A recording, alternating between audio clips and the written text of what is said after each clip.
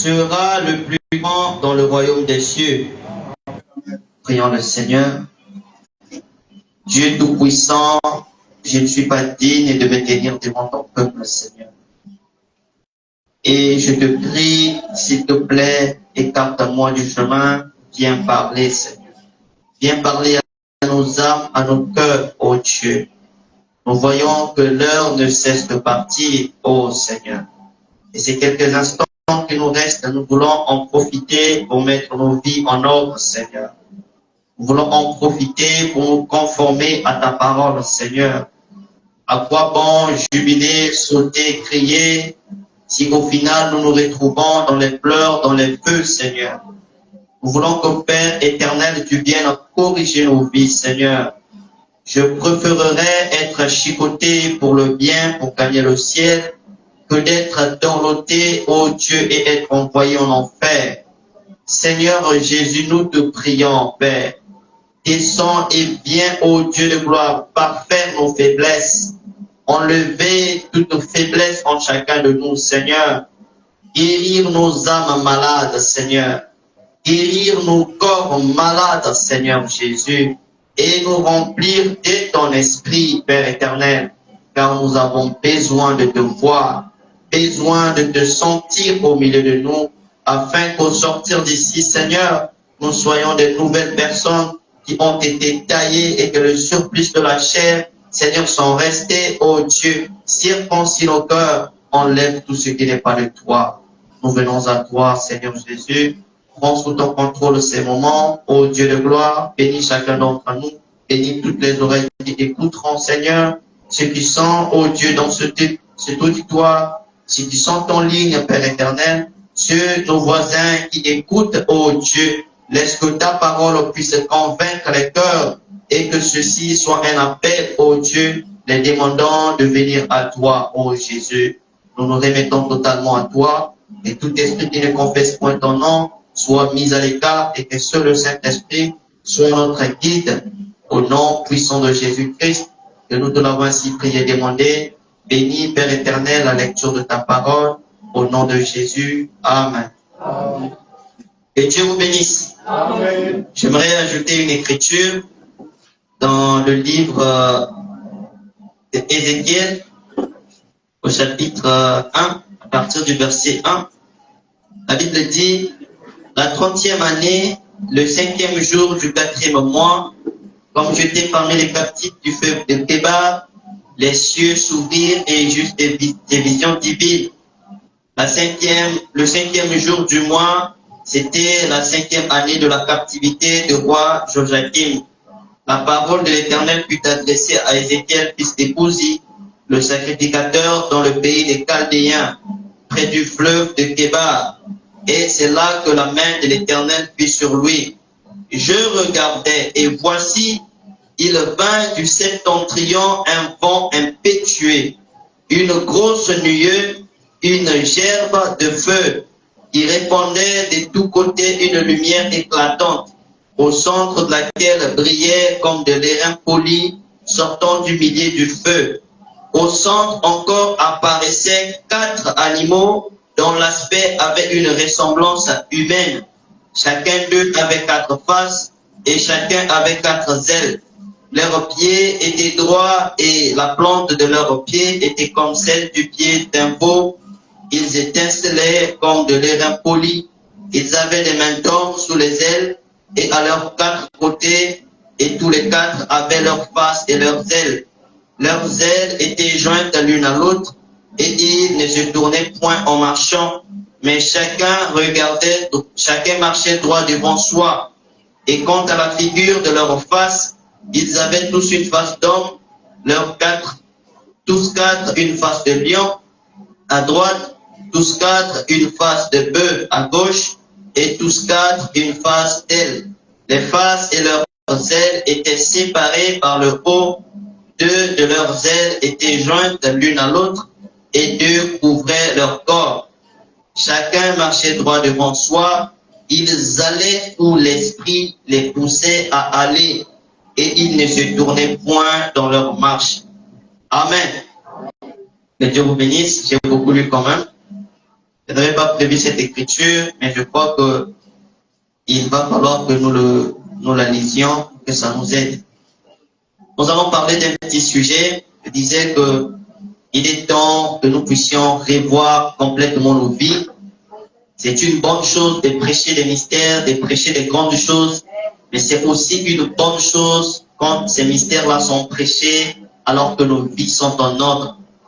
Et je pense que ce qui est meilleur dans tous les cas, c'est d'avoir une vie en ordre avec la parole. Amen. C'est ça qui est l'essentiel. Et si nous ne faisons pas cela, nous devenons séduits automatiquement parce que nous jubilons sous les glorieux fruits du message, mais qu'au final, le message n'a pas d'impact sur nos vies. Ça, c'est une forme de séduction. Amen. N'oubliez pas que dans la vision, le serpent était rentré dans l'eau. Ce méchant, le diable, était rentré dans les églises. Il est rentré dans la parole. Amen. En train de séduire les gens. Et il était de couleur jaune et noire. On a dit, c'est la connaissance et la malice, la noirceur du cœur. Amen. C'est ce que le diable est. Donc, je voulais parler d'un petit sujet, l'humilité. Amen. Il est très simple, le mot, tout le monde pratiquement sait ce que cela veut dire. Et nous allons essayer de discuter un peu autour de ce mot, voir c'est quoi l'humilité en réalité et quels en sont les bénéfices pour ceux qui sont humbles. Quelle sera la récompense de toute personne qui est humble. L'écriture que nous avons lue dans Matthieu, la question fut posée à Jésus pour savoir lequel des disciples était grand. Lequel des ministres était le plus grand? Est-il celui qui a fait beaucoup de miracles dans sa vie?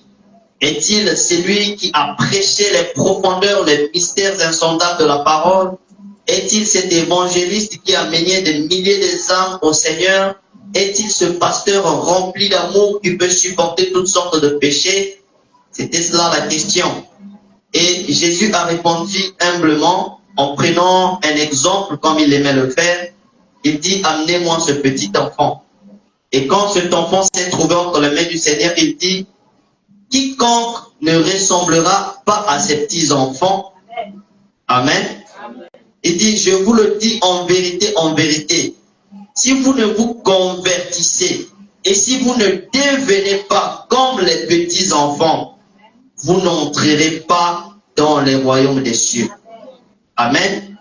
Il est une question du salut ici. Si nous ne devenons pas, si nous ne nous convertissons pas en des petits enfants, alors le ciel nous est fermé. Amen.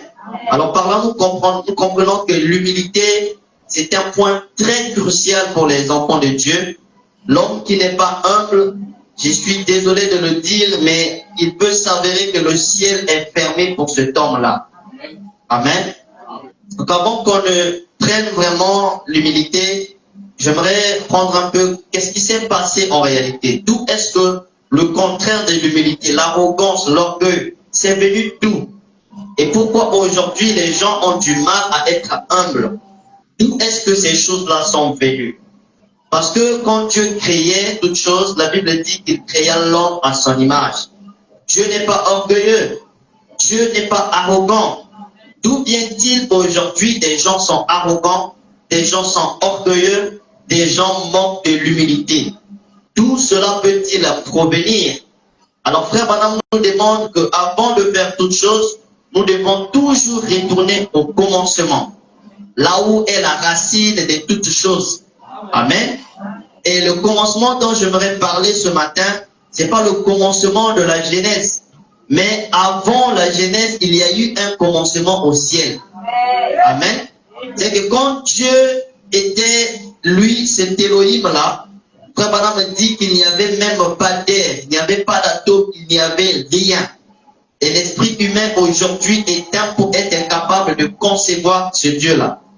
Parce que vous ne pouvez pas concevoir un Dieu ou bien un monde sans l'air, sans le vent, sans atomes. C'est impossible de concevoir cela. Frère Branham dit, mais c'est ce que Dieu était. Il couvrait tout l'espace qui puisse exister. Et à cet état-là, s'il se mettait à créer, où est-ce qu'il allait placer le monde? il ne le pouvait pas. C'est pour ça que Dieu va créer sa toute première création. Et la première création de Dieu, c'est Dieu lui-même. Ça encore, c'est peut-être dur à comprendre. Mais qu'est-ce que Frère Branham explique? Frère Branham montre dans question et réponse sur la Genèse, il dit, Dieu a créé un corps. Il a créé un corps, un halo de lumière. Et ce grand Dieu-là, celui qui remplissait tout l'espace, il s'est réduit, il s'est diminué, il s'est condensé, lui seul, il est devenu un tout petit point et il est rentré dans ce halo de lumière. Ce halo de lumière, c'est ce que la Bible appelle par la colonne de feu. C'est cette lumière que vous voyez sur la tête de William Marion Branham. C'était la première création de Dieu, le premier corps dans lequel Dieu est entré. Amen. Et c'est dans ce corps-là, lui qui est le Fils de Dieu, le tout premier Fils, c'est dans ce corps-là que Dieu s'est mis à créer. Amen. Et quand Dieu crée toutes choses, Dieu commence d'abord par fonder un royaume. Le royaume que Dieu va fonder va être un royaume constitué des êtres célestes. Je vais dire des êtres angéliques. Et il y avait deux types des anges. Il y avait des anges qui avaient des ailes et il y avait des anges qui n'avaient pas des ailes. Les anges qui n'en avaient pas étaient des anges mineurs et ils étaient des milliards et des milliards d'anges. Maintenant, les anges qui avaient des ailes, la Bible les appelle des chérubins, la Bible les appelle encore des séraphins ou bien des archanges ou bien tout simplement des anges, mais avec un grand A. Et Frère Branham nous montre que tous ces noms-là, toutes ces appellations-là, ça veut tout simplement dire la même chose. Les anges, les archanges, tout ça, ce sont les mêmes anges. Nous allons lire cela avant d'évoluer. Frère Branham dit dans Zachée, l'homme d'affaires, prêché le 21 janvier 1963. Il dit au verset, au paragraphe, excusez-moi, 208. La Bible dit, vous savez, Ésaïe dans le temple, après la mort d'Osias, il était là et il a entendu un bruit. Et tout le temple était secoué. Les poteaux ont été ébranlés. Et là se trouvaient des anges, virgule, des séraphins, virgule, qui sont des chérubins, qui brûlent le sacrifice pour donner à ceux qui se répandent le droit de passer pour aller vers l'autel. Amen. Frère Branham montre les anges, les séraphins, tout cela sont des chérubins. Et je vous passerai des citations si vous en avez besoin. Et là, Dieu va créer cette catégorie des anges. Dieu les crée 5 au total. Les 5 anges, il va créer, la Bible mentionne les noms de 3 autres anges et elle cache les noms des 2 autres anges, partie de ces 5-là. Mais la Bible nous donne quand même la nature de ces anges et comment les placer. Donc Dieu va créer Lucifer, Dieu va créer Michael, Dieu va créer Gabriel. Voilà les 3 noms que la Bible révèle. Et les 2 autres noms sont gardés secrets. Maintenant, de tous ces anges-là, Dieu les crée par sa grâce. La Bible dit dans Daniel, ils étaient des chefs des anges. C'est-à-dire les anges qui n'avaient pas des ailes, cette catégorie d'anges étaient des chefs et ils avaient des rôles bien précis et particuliers. Et Dieu va prendre ces 5 anges, il va les placer tout autour de lui. Dieu se trouve au centre de ces anges et il place ces anges autour de lui. C'est comme ça que Dieu a fondé son royaume. Une hiérarchie bien établie là au ciel. Il protégeait le trône. Dieu était au centre, il le protégeait par des anges tout autour. Et à côté de ces anges, il y avait encore d'autres anges. Et Frère Branham donne le rôle de chacun de ces anges. Frère Branham dit que Lucifer, lui, était le prince de l'aurore, était le prince des lumières. Et Michael, lui, il était le chef des armées célestes. Et Gabriel, lui, il était le grand messager. C'était le rôle de chacun de ces anges. Et Dieu, après avoir établi ce royaume céleste, là, il devient Dieu. puisqu'il y a des gens qui sont capables de l'adorer. C'est là que Madame dit que Dieu veut dire objet d'adoration. Tout objet peut devenir Dieu du moment que nous l'adorons. Amen. Et nous avons un Dieu qui s'appelle le Seigneur Jésus-Christ parce que nous l'adorons. Mais quand il commençait la création là-bas, il n'était pas Dieu. Il est devenu Dieu que lorsqu'il a créé ces anges-là, et ceux-ci se sont mis à chanter Saint, Saint, Saint est l'Éternel des armées. Vous lirez cela dans Ésaïe au chapitre 6, à partir du verset 1 jusqu'à 6. Donc ces séraphins se sont mis à chanter l'Éternel et Dieu est devenu Dieu. C'est là où maintenant nous arrivons dans Genèse 1 où la Bible dit au commencement Dieu créa. Parce qu'il est déjà devenu Dieu. Il y a eu des anges qu'il a instaurés, qui l'ont adoré. Tout allait très bien. Tout était bon. Tout était merveilleux. Donc madame dit que c'est beau de voir ce que Dieu était en train de faire. C'était un royaume d'adoration et de louange. Il y avait la paix qui régnait. Tout allait merveilleusement bien. Et Dieu confiait des postes à chacun de ses anges. À Lucifer, il lui donne un poste très crucial. Il mettait le sceau à la perfection. Il était à droite de Dieu. Il était là, il avait l'autorité, c'était bien. À Michael, Dieu lui confie toutes les armées du ciel. Quand il était question de protéger le trône, c'est Michael qui était responsable de cela. Dieu va confier à Michael l'épée. Et quand Dieu devait donner des messages capitaux à l'humanité, Dieu appelait Gabriel. Et tout était parfait. Du moment que chacun restait dans sa position. Et il va arriver que Dieu, dans sa création, il va nourrir une pensée qui était là en lui. Et le but pour lequel il était en train de faire tout ça, c'était parce qu'il avait en lui des attributs et des fils qu'il voulait manifester. Et Dieu va informer à l'humanité, donc les anges, il va leur dire que je vais créer mes enfants à moi. Et ceux-ci, je vais les créer tels que moi je suis. Exactement comme vous me voyez, c'est comme ça vous les verrez. C'est ce que Dieu va publier à tout le monde. Et les gens étaient contents, les anges en étaient ravis. Malheureusement, ça va susciter de la jalousie chez l'un de ces anges-là. L'un va être jaloux. Pourquoi est-ce que nous qui faisons des grandes choses pour toi, tu vas prendre des personnes et tu vas leur donner une aussi importante place? Et cette jalousie-là va causer quelque chose, un dégât qui va se passer au ciel. Et c'est le début de toute forme de tribulation. C'est là où le début de la chute existe. Amen. Et au ciel là-bas, un parmi ces 5 anges-là, c'est lui qui mettait le sceau à la perfection. C'est lui qui avait reçu l'autorité. C'est lui qui était le prince de la lumière. C'est lui qui était le prince de vent. Lucifer, il va se révolter. Il se révolte, il va au nord, au ciel, et il va exhorter, convaincre un bon nombre des anges au ciel, disant que je vais faire quelque chose de meilleur, parce que Dieu ne nous a pas placés à notre juste valeur. Dieu nous a minimisés, Dieu nous a négligés, Dieu nous a abandonnés. D'ailleurs, Michael, à lui, Dieu lui a confié toutes ses armées. Gabriel, il est le chouchou de Dieu. Mais moi, qui suis-je?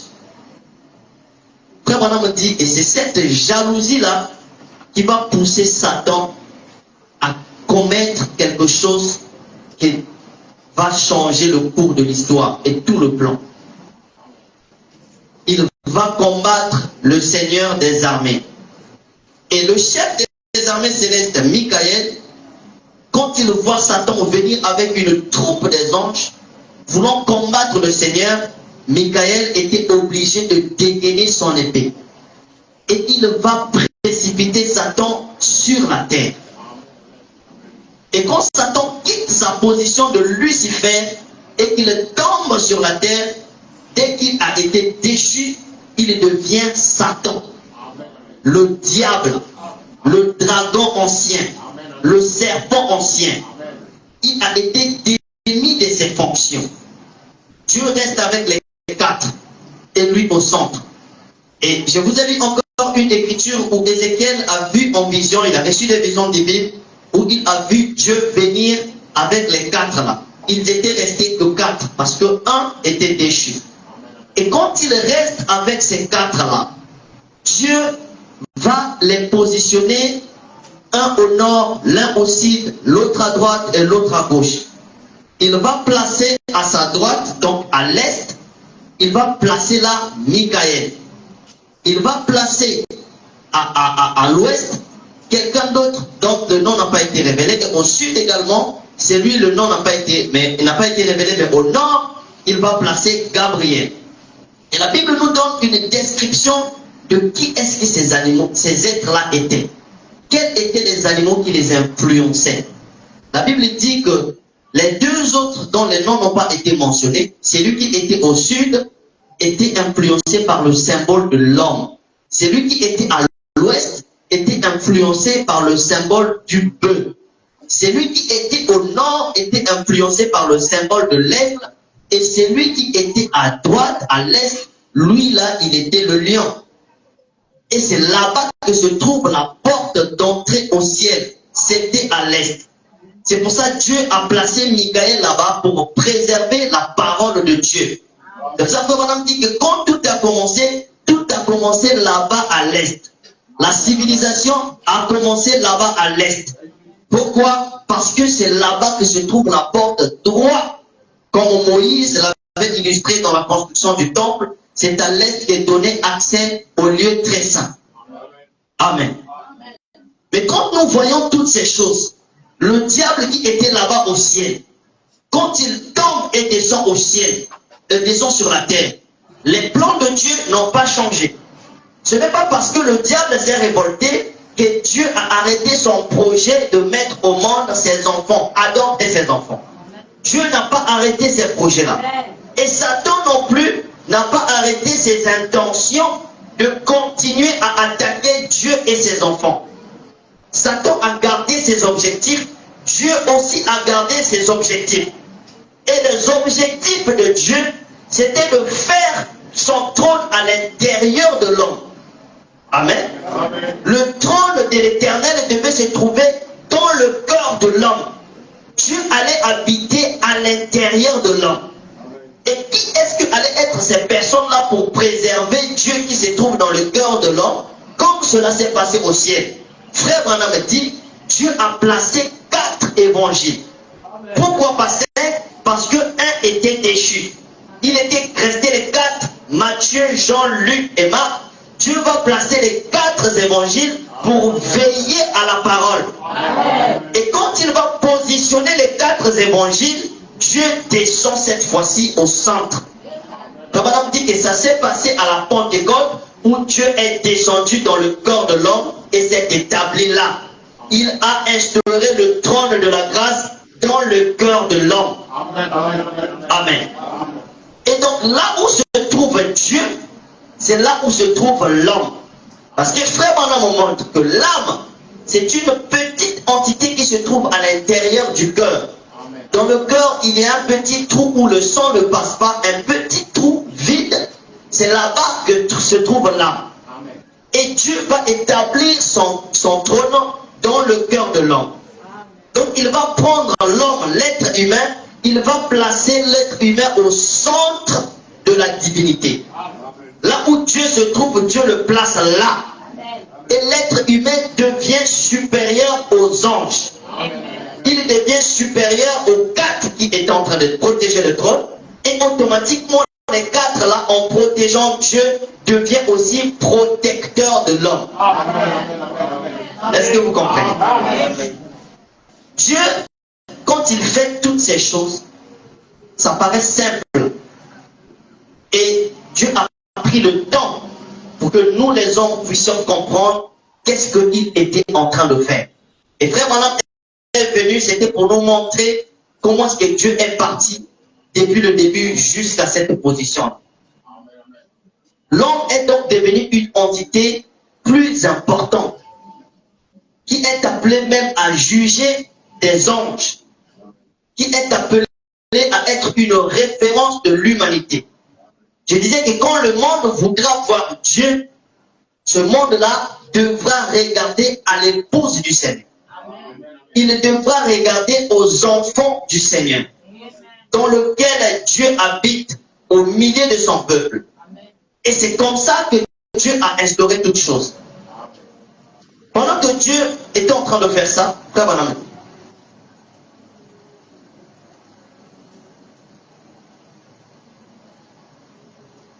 je vais vous dire ceci dans le trône de miséricorde.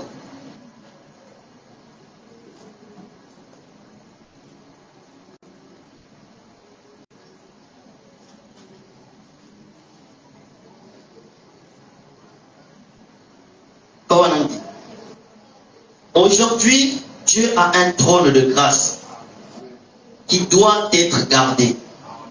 Il dit, croyez-vous cela? Où se trouve le trône de grâce? Ce trône de grâce qui doit être gardé se trouve dans le cœur de l'homme.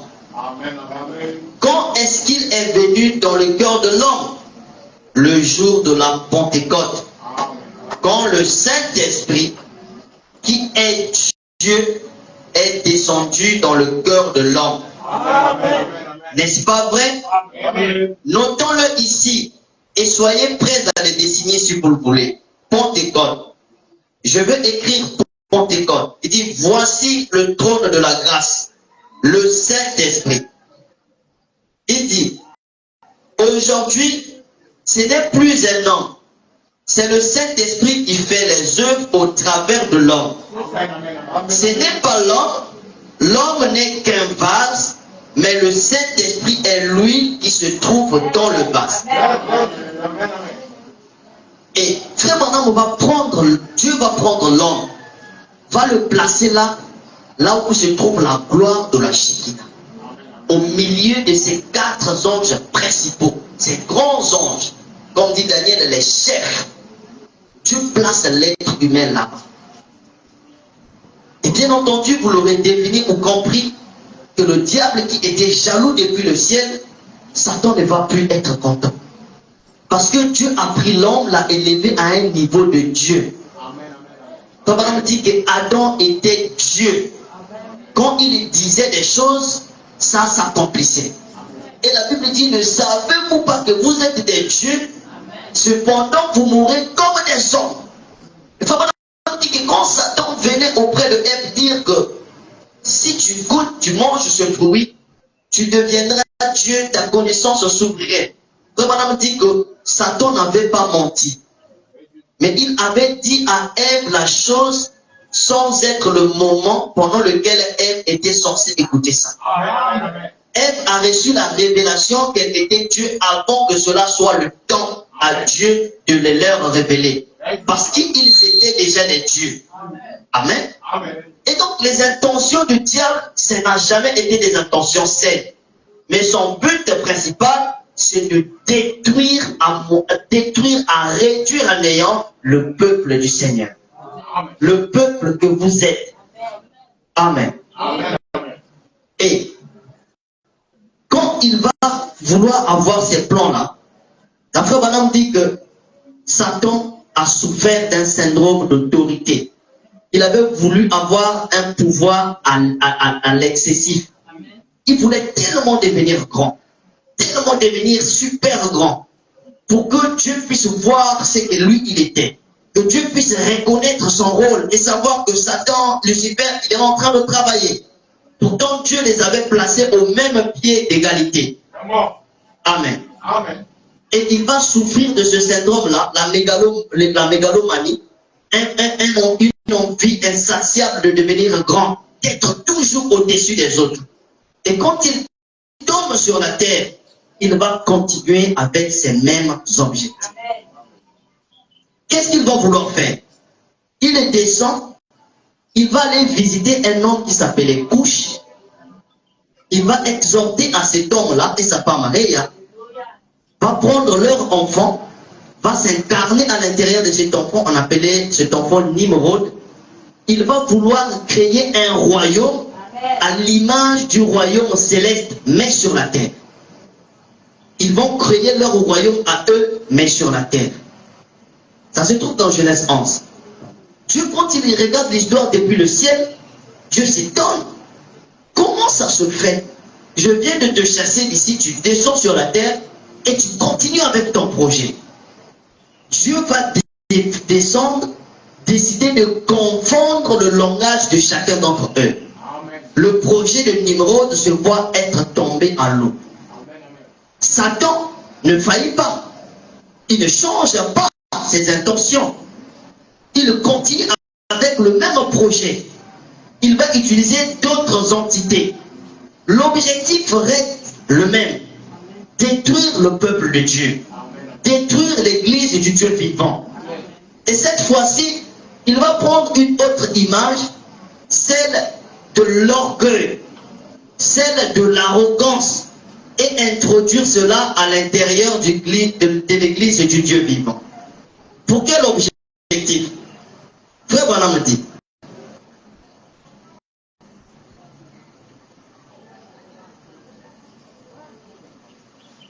Frère Branham dit ici, l'humilité est la clé de la puissance. Amen. Frère Branham dit que quand vous voulez avoir la puissance de Dieu, le problème, ce n'est pas de beaucoup prier, qui n'est pas une mauvaise chose. Comprenez-moi s'il vous plaît.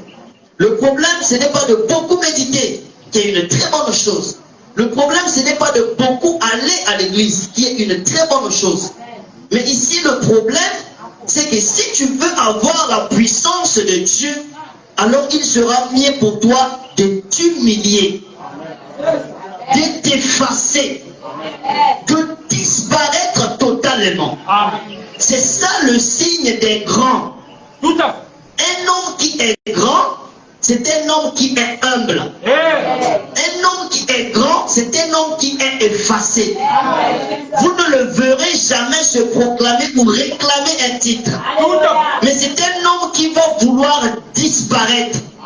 Il aura du mal même à s'exprimer de peur que les gens le prennent pour se vanter. Pourquoi? Dieu est exactement comme cela.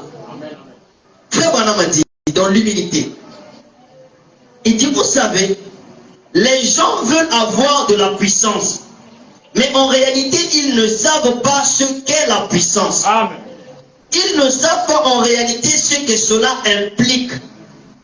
La façon de monter, c'est de descendre. Si vous voulez avoir de la puissance, vous voyez jusqu'où vous pouvez vous humilier.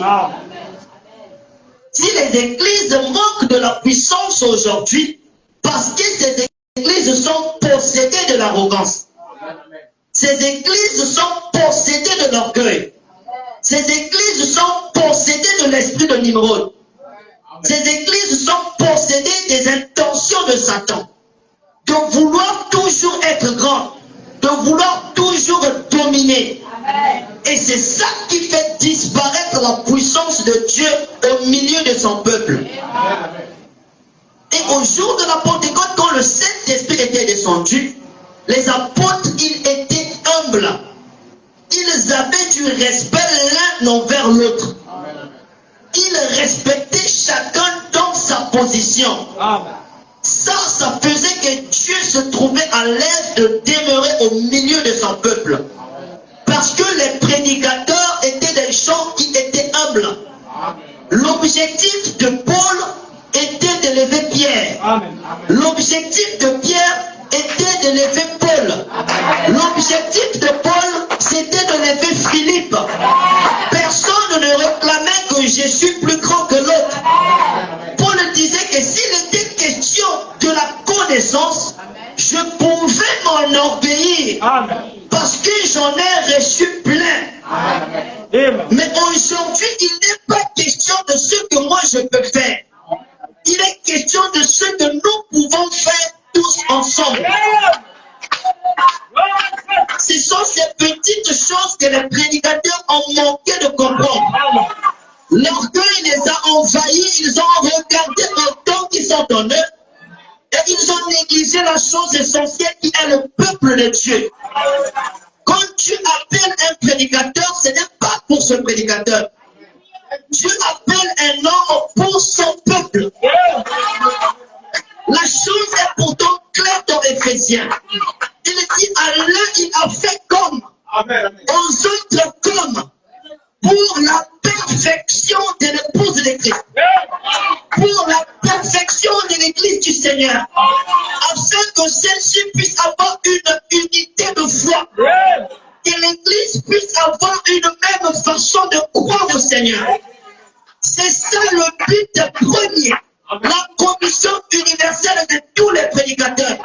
C'est de parfaire le peuple du Seigneur. Et Satan, quand il détruit toujours les plans de Dieu, il va rentrer dans ses ombres et va continuer son œuvre qu'il avait fait au ciel. Le gouvernement que Dieu a instauré avec difficulté, qui a pris du temps. Comme on a dit que même quand il créait, ça ne s'est pas passé le même jour. Amen. Le soleil pouvait tomber des milliers d'années. Après une portion de terre se détache, tombe encore de milliers d'années. Dieu a pris du temps pour construire son peuple. Amen. Et le peuple qui est là, Dieu les a achetés, rachetés, a pris de son sang. C'est un peuple précieux aux yeux du Seigneur. Amen. Et l'ennemi rentre dans l'église, possède ces hommes de Dieu et continue les mêmes objectifs. Quels sont ces objectifs? Détruire le peuple du Seigneur. Amen. Et aujourd'hui, c'est devenu tellement à la mode que les gens ne voient pas ce qu'ils sont en train de faire. Ils ne voient pas qu'ils ne servent pas le peuple, mais ils sont en train de se servir eux-mêmes. Ils ne voient pas qu'ils ne prêchent pas pour le peuple, mais ils prêchent pour eux-mêmes. Quand on les indice, moi je suis le révérend pasteur interne. L'autre dit, moi je suis le révérend docteur interne. L'un disait encore, moi je suis comme ceci, comme cela. Que dans ces choses-là, moi je prêche, ça fait des années que je prêche cela. C'est moi qui ai reçu la révélation de telles choses. Et ça, c'est se servir soi-même. Mais un serviteur sert le peuple du Seigneur. Et quand nous avons lu dans Ézéchiel, quand Dieu descend, frère Madame dit que Dieu descend toujours avec ses quatre. Il descend toujours avec ses quatre êtres. Il ne peut pas descendre seul. Quand il descend, le trône doit être automatiquement gardé. C'est pour ça que quand Jésus-Christ est descendu, la Bible dit qu'il a fait aux uns comme.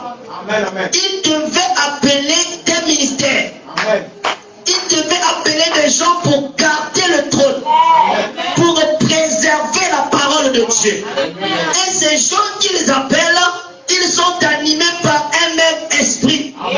Ils marchent dans une même direction. Amen. Et aujourd'hui, pour reconnaître des gens qui ne sont pas dans la volonté de Dieu, regardez dans quelle direction ils marchent. Regardez quelles sont leurs intentions. Quand vous voyez un prédicateur avec des intentions de détruire l'autre, vous savez quel est l'esprit qui l'anime. Cet esprit-là, c'est le même qui était là au ciel. C'est ça qui continue de faire les objectifs ici sur la terre. Et les sacrifiés, c'est le peuple de Dieu qui en paye le prix. Et cet esprit est tellement rusé, et quand il vient là, c'est difficile de le détecter.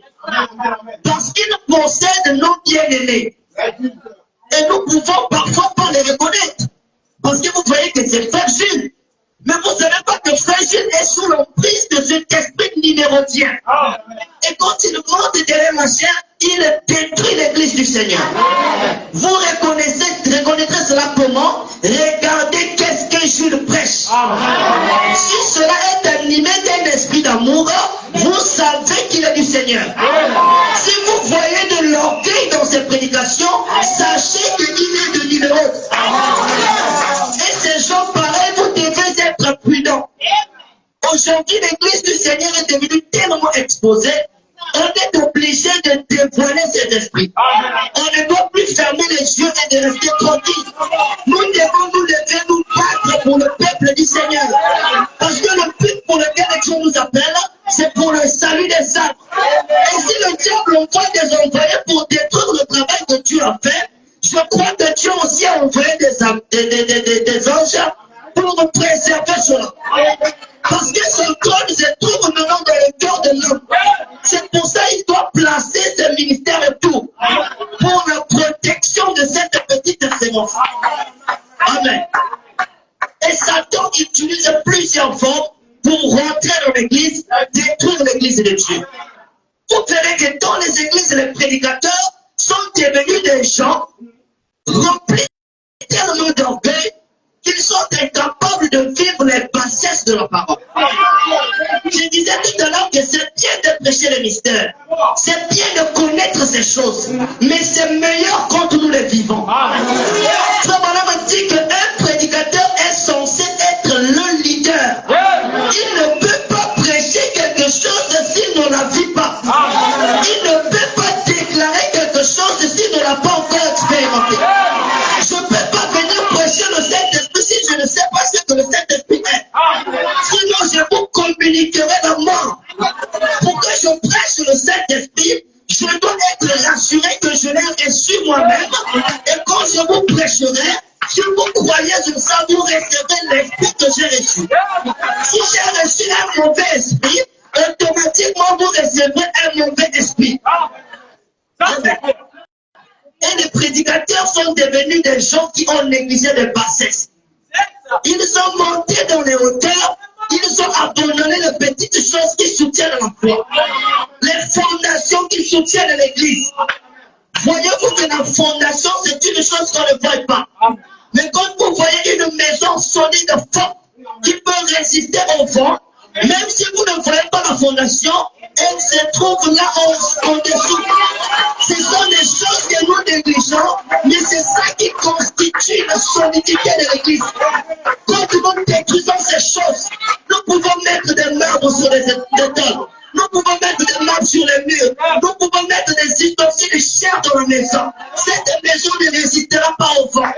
C'est pour cela que les piliers du temple doivent être des choses qui sont solides. Si ce n'est pas le cas, nous devons nous retirer, allons chercher Dieu d'abord. Parce que là, l'ennemi continue ses objectifs. Et nous ne voulons pas être les portes par lesquelles le diable passe.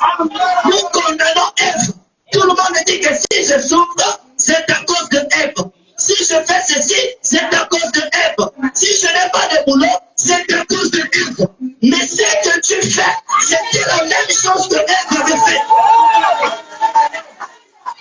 Les mêmes défauts, faiblesses que Ève avait, c'est ce que tu as.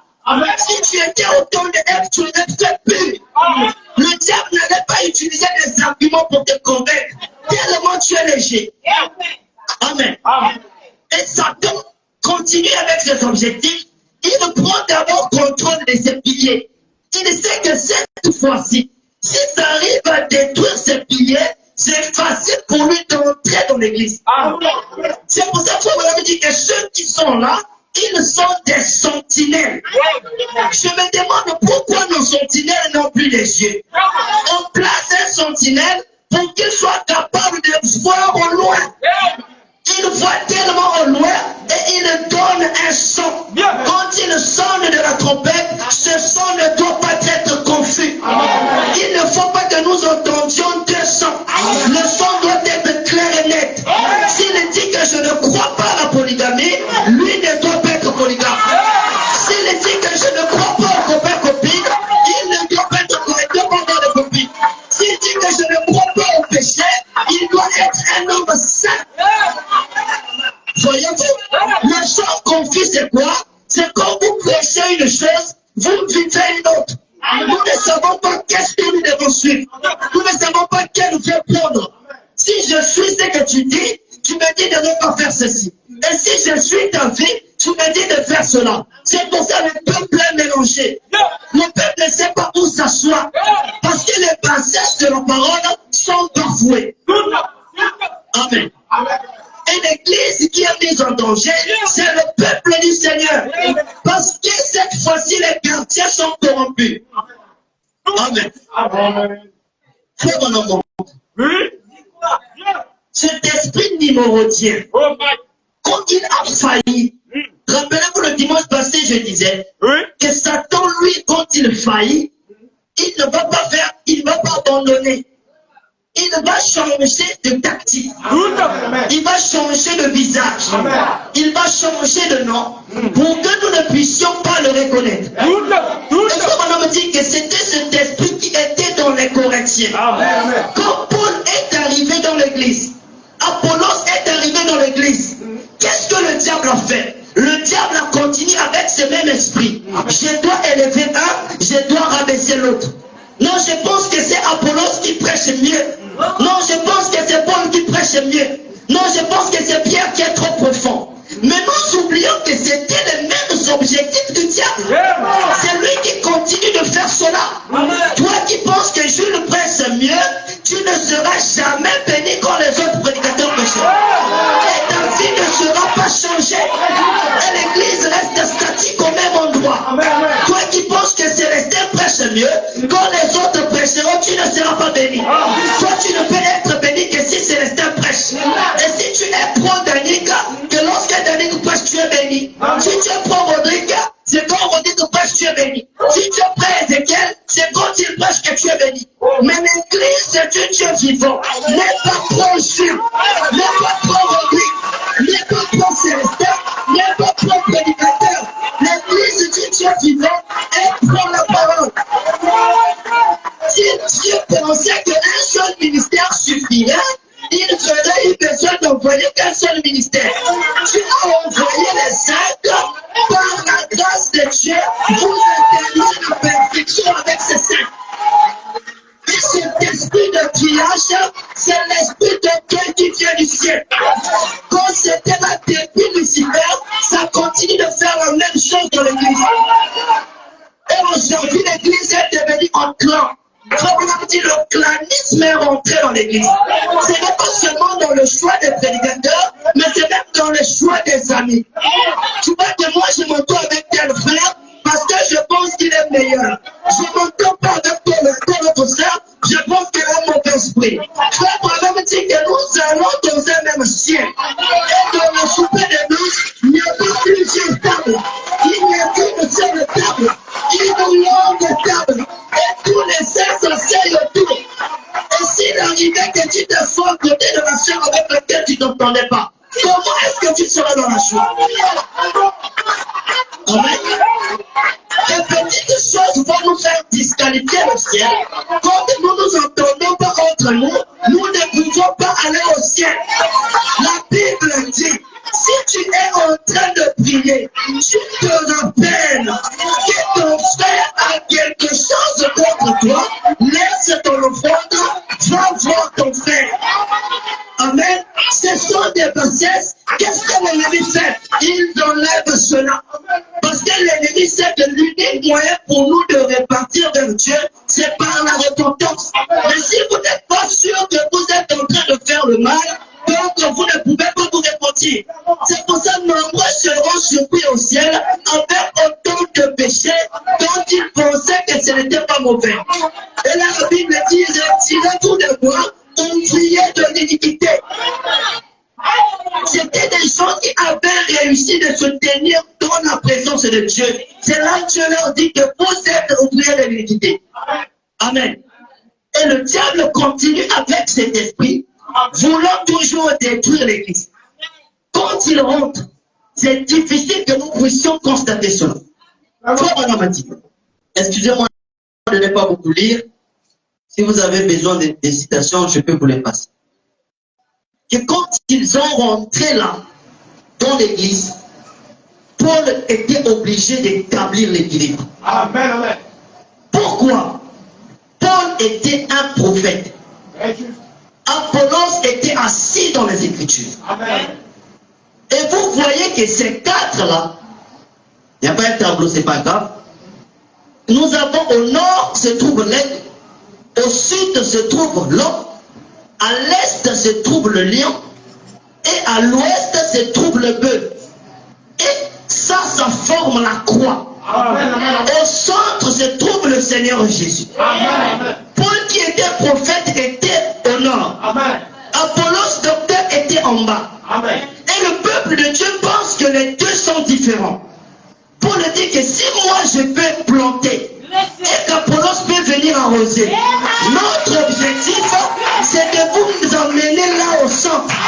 Parce que c'est là où se trouve le Seigneur Jésus. Il n'y a que des voies. Et dans ces 4 poteaux, vous verrez que nous n'avons que 4 possibilités de possession. Si vous n'êtes pas sur un poteau, on peut vous appeler, vous êtes nord-est. Amen. Ou bien vous êtes nord-ouest. Ou bien vous êtes sud-est. Ou bien vous êtes sud-ouest. Il n'y a pas autre possibilité de choix. Si vous êtes dans ce petit cercle, vous appartiendrez toujours dans ces 4 ministères. Vous ne pouvez pas être à part, c'est pas possible. Donc Dieu envoie ces onctions-là pour conduire son peuple. Peu importe ce que vous pensez, vous appartiendrez toujours là-bas. Et donc Paul dit notre objectif, c'est de vous conduire vers le Seigneur. Pourquoi Paul pouvait dire ça? Parce que les 4 animaux dans Ézéchiel marchaient dans une seule direction. Ils avaient un même but. La Bible dit leurs yeux étaient fixés devant. Ils ne détournaient ni à gauche ni à droite. Quand Dieu disait allez-y, ils partaient. Quand Dieu disait arrêtez-vous, ils s'arrêtaient. Et c'est ce que les prédicateurs sont censés faire. Leur objectif est de nous amener à cette unité de foi, à ce langage commun. Amen. Si Nimrod a réussi à réunir des gens et les faire parler un seul langage, pourquoi est-ce que les prédicateurs sont incapables de faire cela? Alors le problème se trouve là-bas. Si eux-mêmes ne parlent pas le même langage, il sera difficile au peuple de parler le même langage. Il sera difficile au peuple de se saluer dehors. Il sera difficile à 2 églises de s'aimer sans hypocrisie si les pasteurs de ces assemblées ne s'aiment pas sans hypocrisie. Amen. Et ça, c'est la difficulté à laquelle les églises sont confrontées. J'ai dit, l'ennemi est devenu tellement rusé qu'il a pris pour cible l'église du Dieu vivant. Et vous, peuple, vous devez être réverbérés. La Bible dit que les chrétiens ne péraient. Ils n'étaient pas des gens aveugles. Quand ils voyaient un prédicateur, ils prenaient la parole et comparaient. Si ce dernier était en contradiction avec ça, il l'écartait. Quand sa vision marchait avec les Écritures, il savait que c'était un vrai. La Bible dit dans l'Apocalypse que les Éphésiens aussi étaient comme ça. Ils ont pu déceler l'esprit de nicolaïsme. Ils avaient su que ceux-là sont du diable. Amen. Mais les chrétiens aujourd'hui ne le font pas. Lire, il faut qu'on pose pour que vous méditez. Prier, il faut qu'on force pour que vous priez. Mais comment serez-vous capable de déceler les faux apôtres? Si vous n'êtes pas vous-même en ordre avec la parole, si vous vivez encore une mauvaise vie, comment est-ce que Dieu traitera avec vous? Le salut est individuel. Vous devez prendre conscience de votre vie.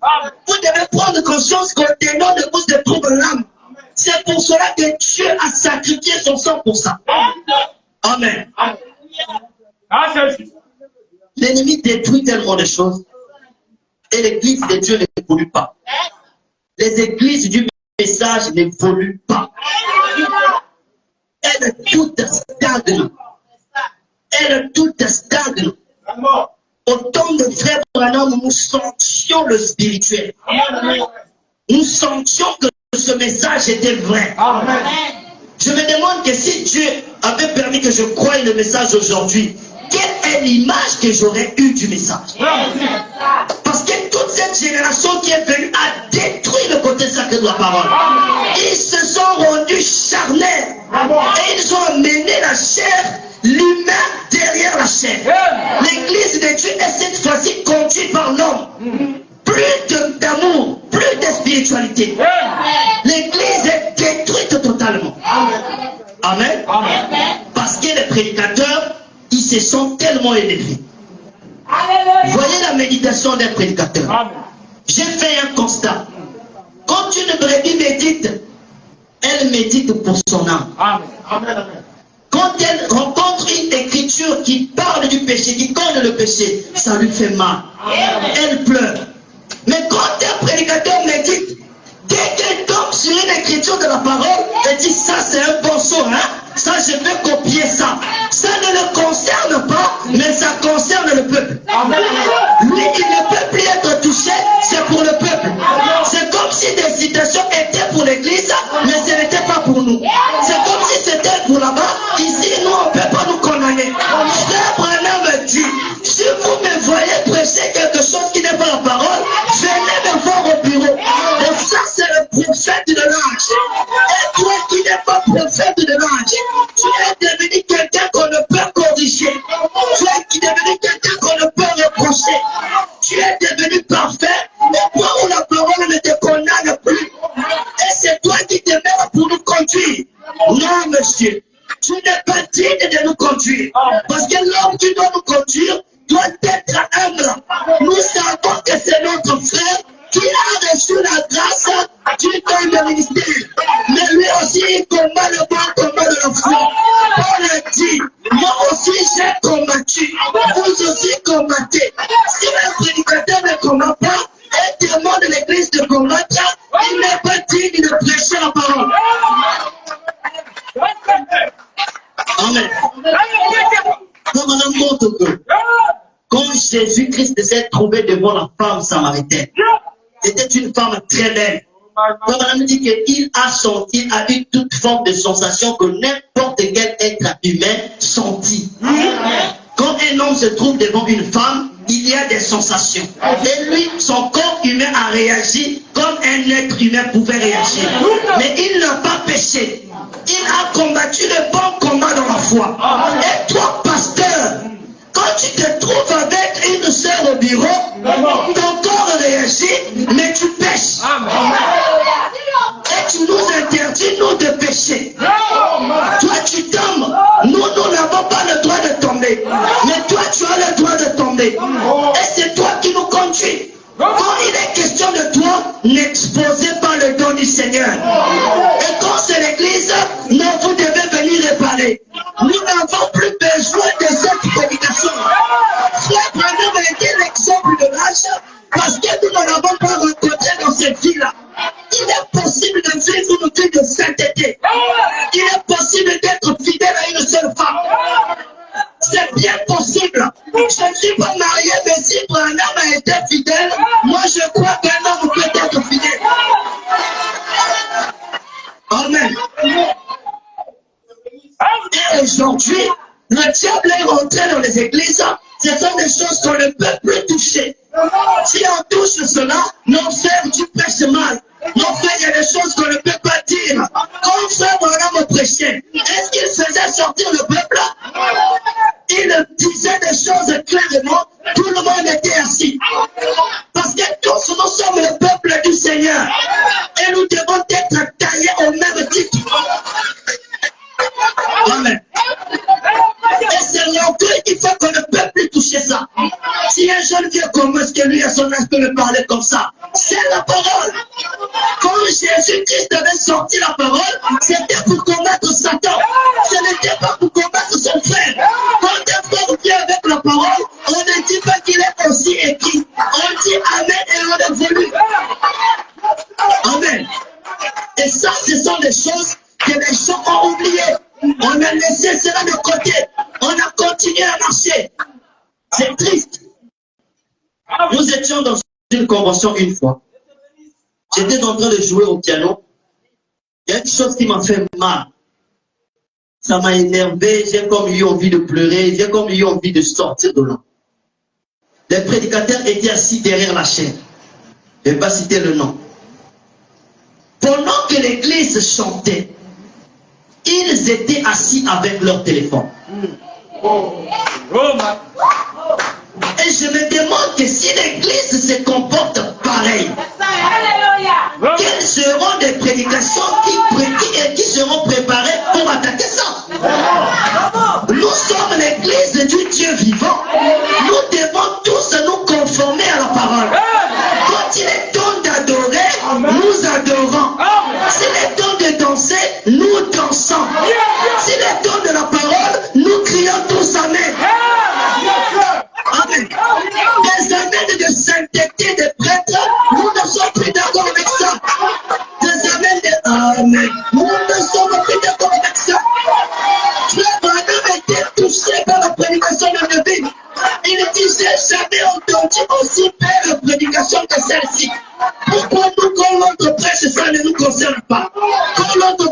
sur mon téléphone. Pourquoi est-ce que ces choses se trouvent dans les églises? Amen. Et ça, c'est l'ennemi qui est rentré. C'est l'ennemi qui a détruit les choses. Et nous ne voyons pas cela. Tellement nous sommes orgueilleux. Nous sommes arrogants. Et nous avons manqué de discerner les choses. Nous avons manqué de reconnaître l'identité du diable. Je suis dans une mauvaise vie, je défends cela. Ce n'est pas la parole. Amen. C'est ce que l'ennemi fait. Et ces choses-là, ça y est en train de briser l'église. Ça brise l'église. Amen.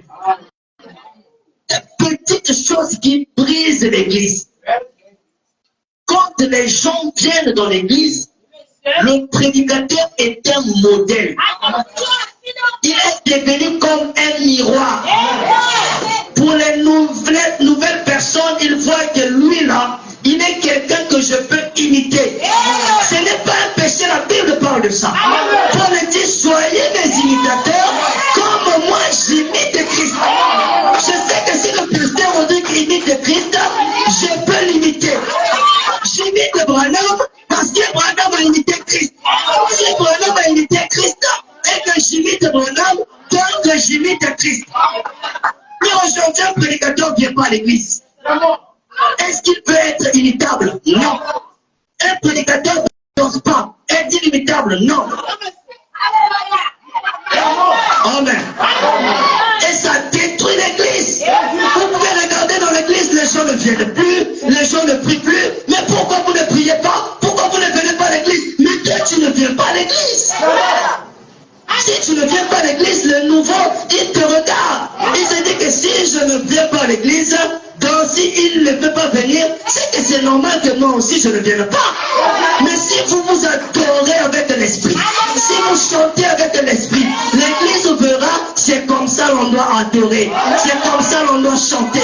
Si vous vivez la parole, l'église verra, c'est comme ça on vit la parole. C'est pour ça que Dieu vous place au-dessus du peuple.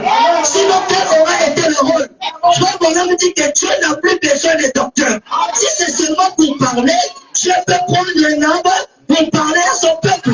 Mais parce que vous avez eu la capacité d'arriver à un certain niveau de spiritualité, et vous devez conduire son peuple vers là-bas.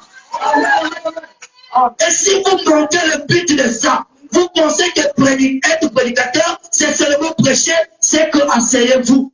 Je crois que Dieu suscitera même des pierres s'il s'agit seulement de prêcher. Dieu a pris un cheval qui a parlé à Balaam. Pourquoi est-ce que Dieu ne prendra pas des photos pour parler à son peuple? Amen. C'est l'orgueil qui est rentré dans les églises. Le même orgueil qui avait possédé Lucifer, qui a fait de lui Satan. Aujourd'hui, nombre de ces prédicateurs sont devenus des disciples de Satan sans pourtant le savoir.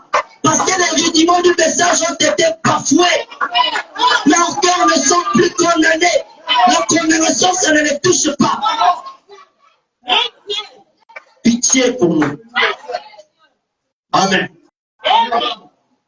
Et ce sont des choses qui a démoli l'église. Vous voyez que les églises sont devenues des routines. On vient, nous chantons, nous partons, c'est la même chose. C'est difficile de voir que quelqu'un vient malade et sort en train de jubiler. Où est partie cette puissance?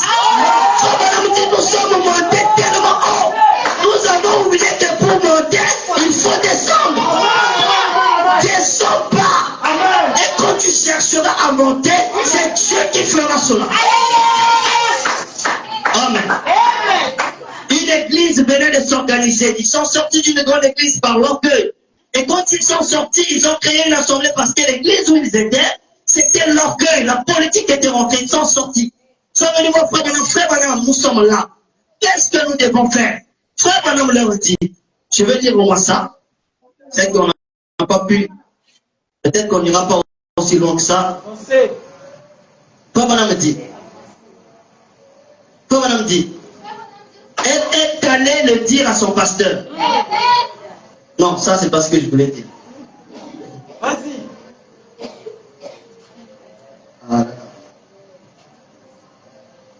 samedi, l'autre jour, je parlais à un homme qui est en train d'organiser une église. Cet homme s'est retiré d'une organisation où il avait été. Eh bien, il s'agit du frère Bose. Et cette église où ils avaient été, ils avaient eu cette grande église-là pendant longtemps. Et le Seigneur bénissait cette assemblée. Et puis les gens en sont venus à vouloir se moderniser, comme les autres églises. On veut être comme ci, on veut être comme ça. Ils ont voulu faire ça et s'intégrer à une organisation. À ce moment-là, le frère Bos, ces chrétiens humbles qui étaient dans cette assemblée-là, ils sont sortis. Maintenant, ils ont un groupe et le Seigneur les a bénis aussi, au point qu'ils sont maintenant de nouveau prêts à s'installer dans un grand bâtiment. Et ils sont venus voir Frère Branham, paragraphe 84, dans les militaires. Frère Branham me dit. Et ils sont venus me voir, ils disaient, Frère Branham, nous étions assis dans le bureau de l'église l'autre jour. Et ils disaient, l'un des conducteurs, Frère Carlson, et les autres, ils disaient, qu'est-ce que nous devons maintenant faire? Frère Branham me dit, regardez la réponse. J'ai dit, trouvez un berger. Amen. Trouvez un berger. Maintenant, Frère Branham me dit, qui est un berger? Ce n'est pas Frère Jules, c'est Frère Branham qui dit ça. Il dit, trouvez un berger. Un homme qui n'est pas réputé dans une dénomination. Un homme qui ne court pas derrière la gloire. Un homme qui ne cherche pas à être connu. Un homme qui ne cherche pas la renommée. Non. Qui est simplement un très bon frère. Véritable. Tout. Il est humble. Qui mène la vie qu'il faut. Ces critères que Frère Branham vient de citer. Combien de bergers peuvent taper la poitrine et dire que moi je suis comme cela? Pourtant ils ont des grandes églises. Pourtant ils sont là pleins. Et où est la parole qui doit être vécue? Amen. Où est la crainte qui pouvait se trouver là? Toutes ces choses, elles sont allées où? L'orgueil est rentré. L'orgueil a détruit l'église. Frère Branham me dit, une femme est venue voir son pasteur. Pasteur, je suis malade. Ça ne va pas chez moi. Je ne me sens pas bien. J'essaie de faire ci, j'essaie de faire ça, ça ne marche pas. Pasteur, prie pour moi. Le pasteur regarde le niveau de la maladie, dit que ça là, je n'ai pas assez de foi pour que tu puisses retrouver la santé. Mais je connais un homme de Dieu, appelé Branham. Va le voir, il priera pour ça. Amen. Aujourd'hui, combien sont capables de faire cela? Frère Branham dit, c'était l'honnêteté. Il connaît sa position. Nous ne sommes pas des ennemis. Si mon frère est guéri par ton ministère, gloire à Dieu. Si ton frère est guéri par moi, gloire à Dieu. Pourquoi ça doit être moi seulement qui le fasse? Si c'est pas moi qui le fasse, non. Il ne me considère pas, non. C'est pour la gloire de Dieu. La gloire, ça revient à Dieu. Si tel serment est prêché par tel docteur et que ça a été bien compris, gloire à Dieu. Pourquoi est-ce que c'est seulement, pourquoi est-ce que ça ne doit pas être lui? Pourquoi est-ce que son ministère ne doit pas exercer? Amen. Amen. Et ce sont des petites choses qui sont rentrées doucement dans les églises. L'orgueil est rentré là. On ne voit pas cela. Amen. Et malheureusement, quand le diable vient détruire par ces choses, il est sans pitié. C'est pour ça que vous voyez, plus le temps avancer, les gens entendent ces choses, mais personne n'est prêt à changer. Personne n'est prêt à revenir. Personne n'est prêt à revenir. Frère Branham, prêchant, pleure. Le prophète de l'âge pleurait. Aujourd'hui, nous sommes insensibles. Nous ne péchons pas. Nous ne pouvons pleurer. Amen. C'est triste ce que l'ennemi a fait. C'est triste de voir ce que le diable a réussi à faire dans les églises. Et il continue de faire. Et nous sommes devenu un bar où l'on prêche la parole. Les gens sont souillés, impudiques. Les prédicateurs sont occupés à se disputer. L'église est occupée à faire des saletés. Et nous espérons que quand nous venons, Dieu descend. Dieu ne peut pas descendre dans les saletés. La colombe ne pose pas ses pieds sur ces saletés. Frère Bonhomme dit que quand Moïse faisait sortir la colombe ne pouvait pas poser ses pieds sur les cadavres. Quand il envoyait le corbeau est allé se poser sur le cadavre. Mais la colombe est allée remplir le cadavre. Elle est repartie dans l'arche. Le Saint-Esprit ne peut pas se poser dans une telle assemblée. Et si l'entend qu'elle ne le tient par la parole, il est encore temps que nous nous répondions tous, sans exception, parce que nous faillissons. Et Dieu n'en est pas fier. Amen. C'est devenu des choses équilibristes. Un prédicateur ne peut plus l'attaquer parce que lui-même il se retrouve là-bas. Si nous nous retrouvons dans un bar, pourquoi quand je viendrai à la chair condamner ça encore? Mais nous sommes des voisins pécheurs. Nous sommes des collègues du péché. Je ne peux plus condamner cela. Je deviens compréhensif. Je deviens rempli d'amour. Oh non, savez-vous, Dieu est un Dieu de grâce. Dieu est un Dieu de grâce, mais Dieu était le Dieu qui rougit. Frère, voilà, mais un prédicateur rougit contre le péché. Il ne tormente pas le péché. Si des gens ne se sont pas à l'aise, qu'ils partent. Dieu enverra ses enfants. Amen. Nous voulons encore une église tamisée, une église nettoyée, nettoyée avec des brosses métalliques. Parce que ça, le péché est tellement devenu noir. Avez-vous la couleur de l'eau, avez-vous la qualité de l'eau et du sang? Quand on me dit que l'eau c'est la parole, mais quand il est question de purifier le corps, on ne prend plus l'eau, la densité est faible. On prend le sang qui est lourd. On nettoie le corps avec le sang du Seigneur. Pour que vous puissiez devenir pur. Et le sang du Seigneur, ça fait mal. Ça blesse le cœur. Quand vous entendez cela, ça blesse le cœur. On me dit, pourquoi ne trouvons-nous pas ces familles qui étaient tellement humbles? L'amour régnait. À la fin du culte, tu les voyais s'aimer, s'embrasser sans hypocrisie, avec amour. Aujourd'hui, ces choses ne sont plus. Les gens posaient la question, frère Madame, mais pourquoi est-ce que ton assemblée, ils s'aiment tellement? Frère Madame dit, c'est le Seigneur. C'est Dieu qui se trouve au milieu d'eux. Frère Madame dit qu'il pouvait même être comme les uns, où on visite les uns à l'autre. Quand je pouvais quitter chez moi, je rentre dans une maison. Quand je frappe, personne ne répond. Je frappe, personne ne répond. Mais je pousse mon oreille, j'entends des gens prier. J'attends, ils prient toujours. Au point où moi aussi je m'assois sur la véranda, je me mets à prier.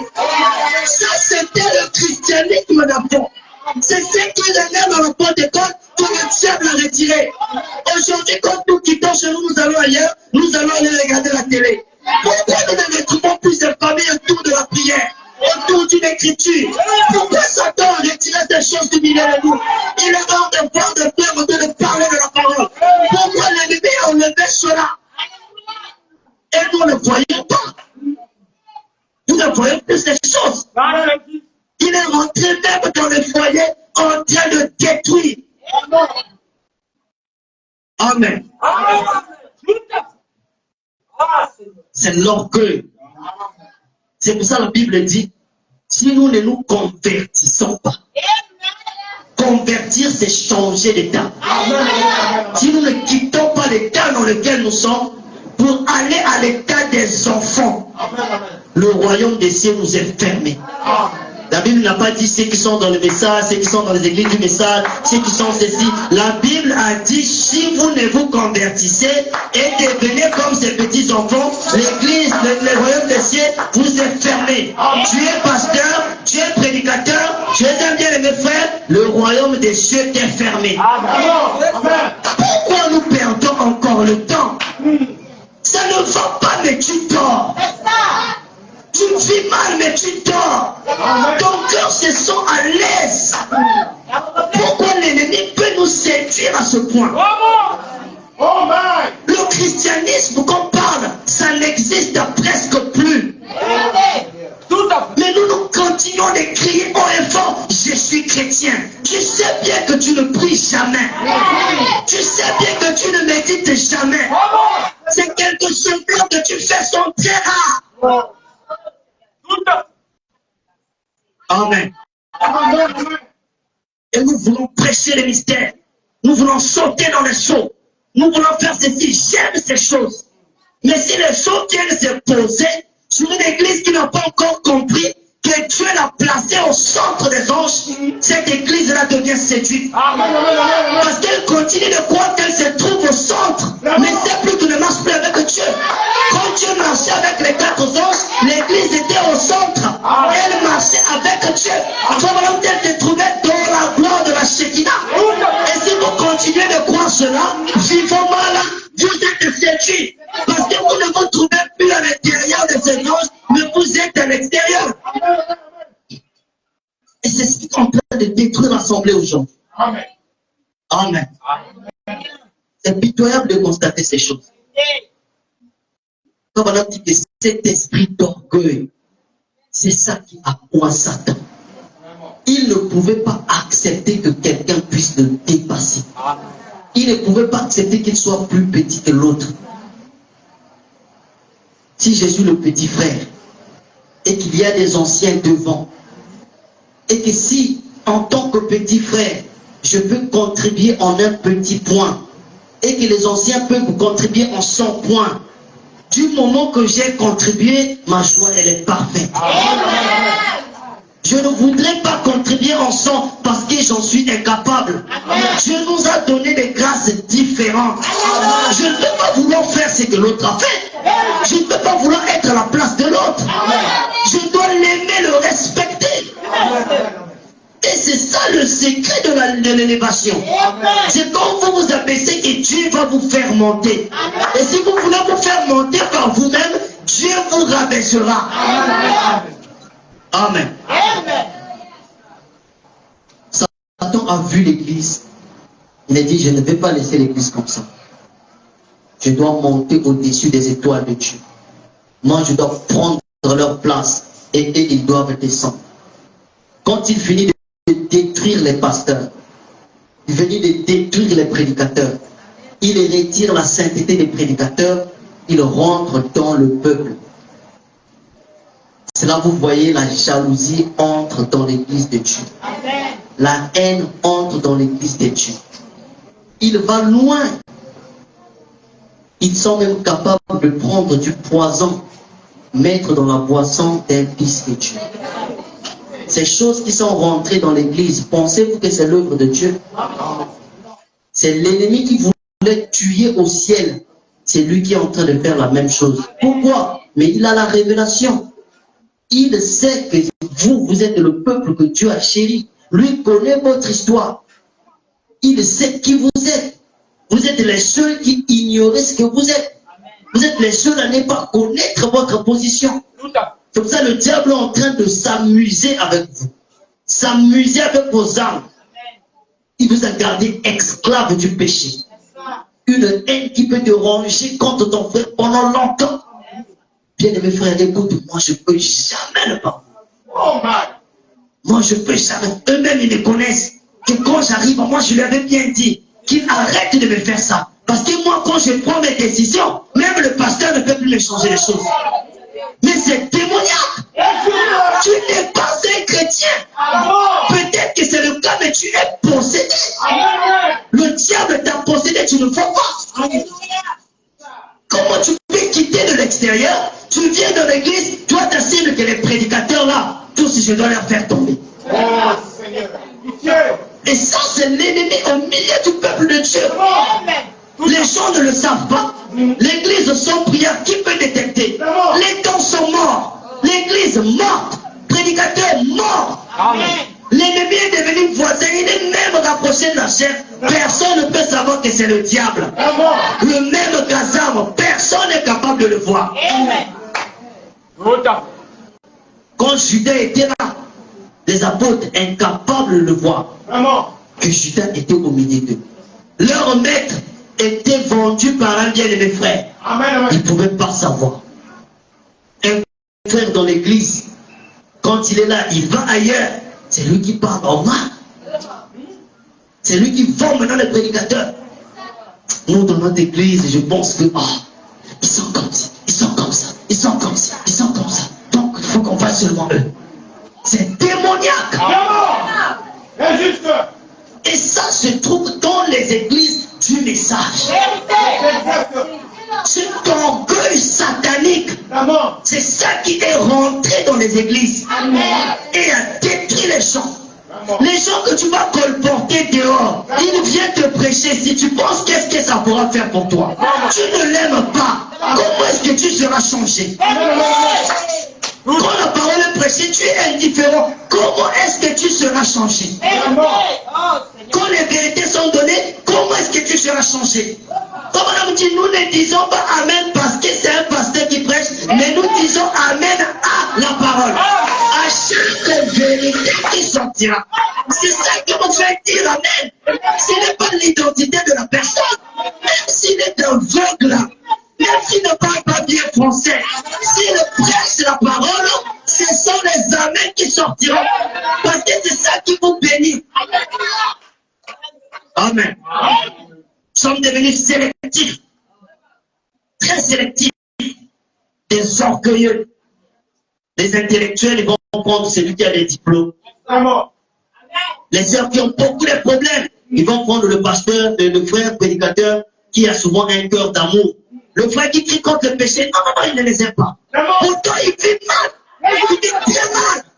Mais le frère qui colle le péché, non, lui il est trop dur avec nous, lui il est trop comme ceci. Mais vous voulez que la parole vous dorlote? La parole ne dorlote pas. Dieu il est Dieu d'amour, mais quand le peuple de Dieu se précipitait, Dieu les livrait entre les mains des Babyloniens. On les tuait, ils arrivaient à manger leurs enfants. Qui faisait cela? Le même Dieu d'amour.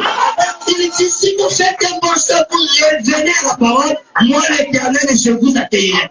Mais si vous continuez à rester dans le mal, l'ennemi va vous tuer. Le prédicateur qui cogne le péché, non. Lui, il est trop dur. C'est lui qui t'aide la trompe dans le frère Jules. Lui, apparemment, lui, ça va. Non, lui, là, non. Lui prêche des choses dures, moi, je ne comprends pas. Pensez-vous que le message est simple? Le message est simple? Non, monsieur. C'est que je suis en train de prêcher, nous n'étions plus censés prêcher ces choses. Nous n'étions plus censés parler de ces choses. Parce que nous sommes un peuple qui est censé dépasser ça. Mais nous sommes obligés de revenir parce que nous voyons que ça ne change pas. L'église continue dans les bassesses. C'est là où nous disons que nous devons révéler qui est Satan. Pour que chacun sache quelle est l'identité du diable. Parce que le message, ce sont des profondeurs. La fin de l'enlèvement, c'est quelque chose de grand. Qu'est-ce qui va faire que ce jour-là, tu puisses disparaître? Ce jour-là, tu puisses défier la pesanteur. Pensez-vous que c'est naturel? Comment est-ce que vous allez l'obtenir? Amen. Mais s'il y a une mauvaise vie, vous devez oublier d'abord ça. Vous devez réparer d'abord. Réparer d'abord la vie. Que tout soit droit avec la parole. Tout soit clair avec la parole. Aussi longtemps que les apôtres avaient des choses qui n'étaient pas correctes, le Saint-Esprit ne descendait pas. Ils ne vivaient pas mal, mais les intentions. Pierre n'était pas encore totalement délivré. Il avait encore les intentions, les secousses d'utiliser l'arme. Et Dieu ne descendait pas. C'est quand ils se sont retirés, ils ont conformé leur vie à la parole, le Saint-Esprit est descendu. La Bible dit quoi? C'était un vent impétueux. Ézéchiel avait vu quoi? Un vent impétueux. C'était le même Dieu. Et c'est à l'intérieur de cette architecture-là que Dieu te place. Il place qui? Un pécheur? Un souillé? Non, monsieur. Toi avec tes copines, tes copains là où tes conversations ne vont pas, tu penses que c'est toi qui vas prendre pour mettre là-bas? Non. Amen. Je me demande comment ça peut faire. Nous sommes devenus insensibles, même quand la parole nous est prêchée. Insensibles. Quand quand nous finissons d'écouter la parole, dès que nous sortons, nous continuons exactement avec ce que nous étions en train de faire. Ah oui. Frère, c'est triste. C'est triste de voir ça. Et c'est comme cela que le diable est rentré dans les églises. Le diable est rentré dans les assemblées. Il a détruit l'église. Frère Branham me dit, c'est ça. Toutes les pièces de l'église doivent œuvrer ensemble. Amen. Vous devez continuer à jouer votre rôle. Amen. Pour qu'on puisse voir à quelle heure nous vivons. Amen. Nous sommes peut-être proches que nous ne pensons. Vérité. Tout à l'heure, le pasteur Célestin a dit, il y a des grands arbres qui sont en train de tomber. Chaque jour, nous répétons cela. Mais il viendra un temps où ça sera pour une dernière fois. Amen. Et ça sera réel. Comme d'habitude, tu viens, tu écoutes, et dès que tu sors, chérie, je t'aime, ça continue. Ça sera une dernière fois. Dieu viendra te trouver en train d'écrire un mauvais texto, et tu penses que ta destinée sera laquelle? Amen. Amen. Amen. Dieu vient te trouver avec un programme, tu t'habilles pour aller dans un hôtel, tu es là avec ton sac, rapidement comme ça. Dieu te trouve en route, tu penses que tu iras où? Dieu te trouvera où? Amen. Mais nous avons reçu chacun un appel. Cela, c'est rendu public. Ce sont des prédicateurs. Toi, tu as reçu quel appel? Quel rôle tu joues dans l'église? Déjà, même pour ta présence, c'est des négociations. Il faut une conversation téléphonique pour que tu viennes d'abord. Il faut des supplications pour que tu viennes, pour ton âme, pour ton salut. C'est même pas le mien, le tien. Il faut qu'on supplie, c'est pour venir. Et nous en quoi? Non, elle a compris. Il a compris. 2 mois plus tard, on doit rappeler encore, ah, je dois venir. Moi, je ne ferai pas ça. Je n'ai plus cette force-là. Tu veux venir, viens, nous allons marcher. Tu ne veux pas venir, reste là, je vais marcher. Même si je reste seul, je continue de marcher. Même si je glisse, je me relève, je continue de marcher. Si toi tu glisses dehors, tu restes là, reste là. Même Dieu, on est arrivé à cette conclusion. Si tu veux pécher, tu veux te souiller, vas-y. Avant, quand tu te souillais, Dieu te frappait. Aujourd'hui, Dieu dit, si tu le veux, fais-le. Tu dois passer tes nuits dans les hôtels, continue. Mais c'est lui qui pratique la justice qu'il continue de le faire. Mais un jour, ta souillure là te donnera une réponse. Un jour, la justice là te donnera une récompense. Il y a des choses qu'on ne peut pas te tromper. Tu ne peux pas te tromper. La vie que tu mets en secret, tu connais cette vie. Je me demande si Dieu vient maintenant même, maintenant là. Si Dieu venait maintenant, toi, est-ce que tu penses que tu peux aller avec cette vie que tu caches? Bravo. Tu ne peux pas. Bravo. Voyez-vous, l'ennemi est devenu tellement rusé, il est rentré dans l'assemblée, il a détruit l'arbre, il a détruit la vie, et nous continuons à nous familiariser avec ces choses. Le temps est parti, nous n'allons pas aborder d'autres points. Mais je vais quand même vous lire une citation. Comme on dit, remarquez Satan. Il réside dans la beauté. Vérité. Ça séduit les sœurs. Ça vous séduit. Vérité. Tu passes encore ton temps. Dieu t'a donné des sourcils, tu préfères les enlever. Tu mets des crayons. Alléluia. Ça, comme nous n'avons pas d'écriture, donc où est l'écriture? Mais moi, des écritures pareilles, je ne peux pas vous les donner. Si vous me demandez, frère, donne-nous une écriture pour qu'on en ait la télévision, je ne vous donnerai pas. Parce que je crois que le temps des chrétiens est précieux. Alléluia. Quand on va nous donner des conseils, il dit que Dieu verra même à ton temps. C'est-à-dire Dieu nous met à un point où nous devenons plus comme les autres. La parole de Dieu, ce n'est pas le livre. La parole parole de Dieu, c'est pas la lettre. C'est l'esprit qui est rentré dans la lettre et qui l'a vivifié.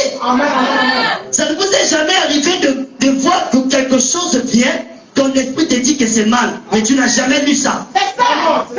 Tu vois que ça, c'est pas la parole, mais tu sais pas, c'est écrit où. Et plus tard, tu découvres que frère Branham connaît cela. Et c'est ça la parole.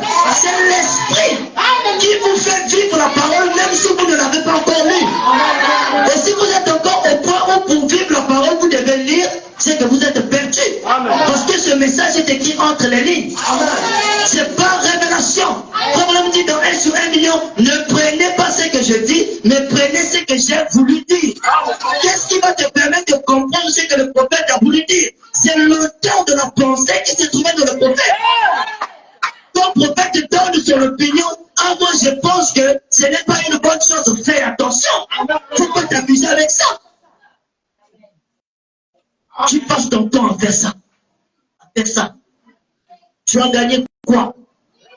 Qui peut lever sa main?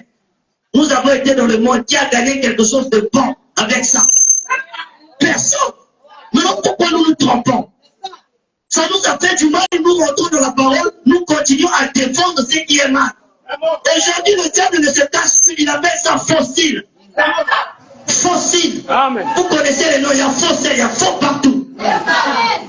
Mais vous continuez de croire et défendre ça. Ça t'induit dans des erreurs terribles. Mais c'est toi qui défends ça.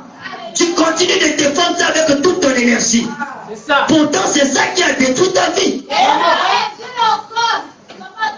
Et puis maintenant, on me dit que quand Dieu vous a aveuglé, même la réalité, vous ne pouvez plus voir. Vous êtes devenus aveugles. Vous ne voyez plus. C'est ce que Satan fait. Amen. Est devenu tellement méchant qu'il a détruit les églises. Comme on donne un conseil, nous allons terminer par là. Il dit par-dessus tout, aimez Dieu. Je ne dis pas d'aimer Dieu, je dis aimer Dieu. La Bible dit l'amour de Dieu, c'est l'obéissance à sa parole. Quand le prophète nous demande d'aimer Dieu, nous devons obéir à Dieu. Quand nous avons fini d'obéir à Dieu, nous devons maintenant nous aimer les uns les autres. C'est pour ça qu'il dit, par-dessus toutes choses, aimez Dieu. Aimez-vous les uns les autres. Soyez humbles envers Dieu. Soyez humbles les uns envers les autres. Et Dieu nous bénira. Qui sait ce qu'il fera? D'habitude, quand une église commence à grandir en nombre et à devenir un peu plus grande, ou quelque chose comme ça, alors on s'éloigne de ce qui est authentique. On s'éloigne de ce qui est véritable. Mais nous, peuple de Dieu, sachons reconnaître l'ennemi, peu importe toutes les formes sous lesquelles il apparaîtra. Sachons identifier l'ennemi et éloignons-nous-en. Que Dieu nous bénisse.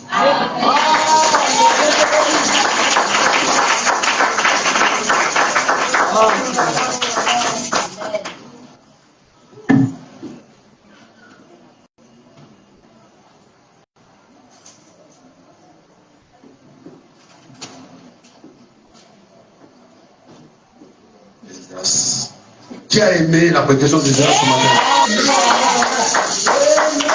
Je vous avais dit que il y a dans cet homme quelque chose. Je ne sais pas, à un moment donné, je commençais à me dire, peut-être que cette prédication devait être entendue dans le monde entier. Parce que nous sommes encore un peu restreints pour la puissance et la profondeur d'une telle prédication. Mais pour ce qui nous concerne, je crois que tout a été dit. Nous allons peut-être nous lever. Nous allons chanter un petit cantique. Et dans ce cantique, va nous amener à la prière. Je crois que vu que je succédais à la chair tout à l'heure, il y a les touches maintenant du piano.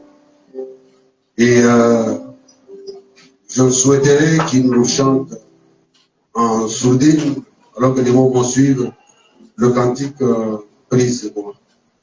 Brise, brise, brise, brise, la force du moi qui combat et tempête de vrai en moi. Brise, brise, brise la force de moi qui combat mon âme et tempête de moi. Brise, brise la force de moi qui combat mon âme et tempête de moi. Brise, brise la force de moi qui combat mon âme et tempête de moi. Brise, brise, brise la force de moi qui combat mon âme et tempête de moi. L'écho est dans mon cœur, il est bébé dans le mur, me remplit de soucis, brise, brise, brise la force, qui te pardonne, qui te brise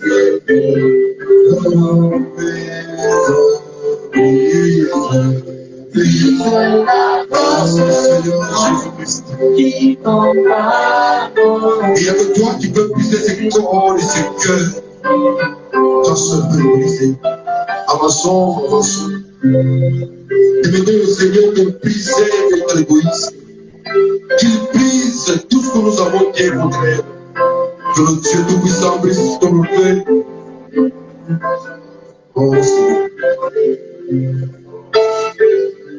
Dieu brise l'oppression de la colère. Le Seigneur peut briser toutes les attractions de ce monde. Il peut briser. Ne résiste pas alors que tu entends cette profondeur de parole. Il faut demander vraiment à Dieu qu'il nous réduise au néant toute notre résistance à sa parole. Nous devons vraiment être brisés. Que nos cœurs soient totalement brisés. Nous devons être brisés. Pour être humble, il faut vraiment être brisé, écrasé. Je vous le dis, cette prédication, c'est la prédication de l'excellence. C'est une prédication qui travaille dans la fondation de notre foi. Être humble, c'est une base. Il nous faut réellement que nous nous apercevions que si nous ne sommes pas comme ces petits enfants, nous ne pouvons pas rencontrer le Seigneur. Et être capable de rencontrer le Seigneur et de devenir comme ce petit enfant, il faut réellement que nos cœurs soient brisés. Les enfants ne sont pas orgueilleux. Les enfants sont toujours humbles. Un enfant, même si son père est roi, il ne le sait même pas presque. Il s'humilie, il s'approche de tout autre enfant qu'il peut rencontrer dans la rue. Telle doit être notre attitude. Quelle que soit la soeur que tu rencontres, tu dois être capable de dire bonjour à chacun. Tu dois être capable d'embrasser une soeur, toi une soeur en Christ, de l'accepter telle qu'elle est, de ne pas te croire trop sainte par rapport à elle, de ne pas croire que tu connais beaucoup plus que nous. Oui, c'est vrai, ça a été très fort pour nous les prédicateurs. Ce message est fort, mais nous voyons que le Seigneur travaille en nous. Il vient de nous rendre vraiment humbles. Nous voulons être réduits à la plus faible expression de toute paix. Que toute opposition du malheur puisse disparaître. Nous devons discerner le diable maintenant. Dans chaque langage, dans ce que nous faisons, même dans le regard. Comment tu regardes ton frère? Comment tu regardes ta soeur? Qu'est-ce que tu fais quand on te parle de quelque chose concernant une soeur, concernant un frère? Nous devons être humbles. Nous devons vraiment faire expérience des choses de notre vie. Ça nous empêche vraiment d'évoluer. Ça nous empêche. Ça empêche le Seigneur à travailler avec nous. Il faut que l'orgueil disparaisse. Que cet orgueil soit totalement écrasé dans notre vie. Il nous faut réellement être humble. Et être humble, des fois c'est connaître et faire si on ne connaît pas. Être humble parfois, c'est avoir quelque chose et vivre comme si on ne l'a pas. Être humble, c'est s'oublier. Être humble, c'est élever l'autre. Être humble, c'est considérer comme l'autre te dépasse. Être humble, c'est écouter les autres.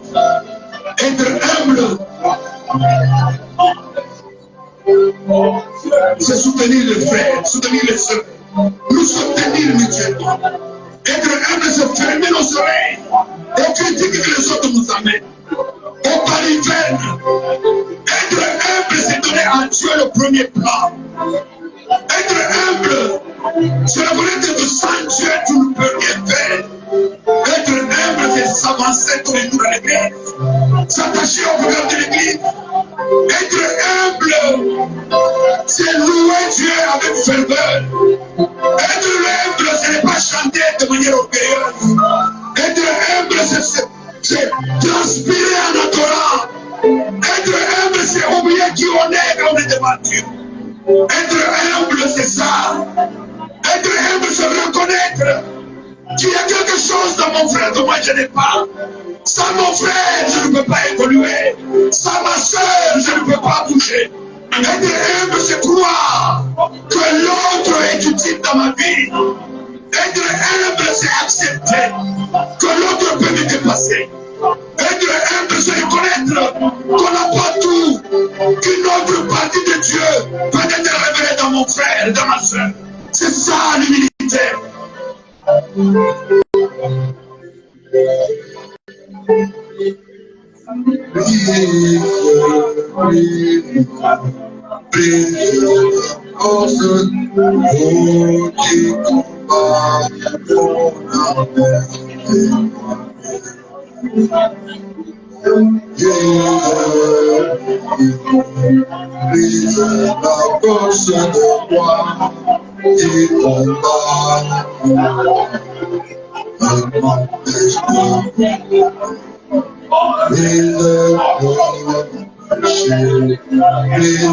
Le péché en moi qui combat mon âme et m'empêche de vivre.